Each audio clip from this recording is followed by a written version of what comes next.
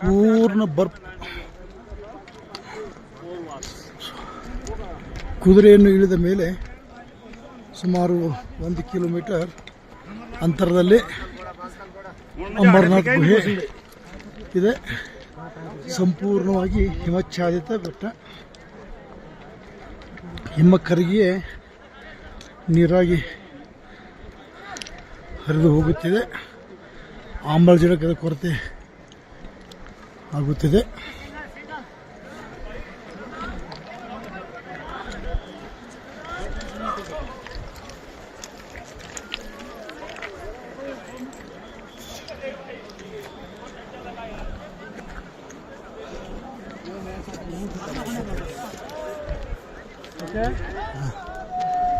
ಹೇಳಿ ಸರ್, ಹೇಳಿ ನಿಲ್ಲಿ ಹಂಗೆ ನಿಲ್ರಿ.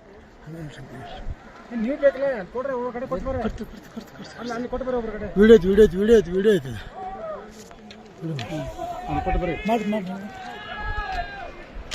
ಉಲ್ಟಾ ಹೋಗೋದ ಹಂಗೆ ಬರಂಗಿಲ್ಲ, ಈ ಕಡೆ ಬರಬೇಕು, ಬಿಸಿ ಅದರ ಅಪೋಸಿಟ್. ಹೌದಾ?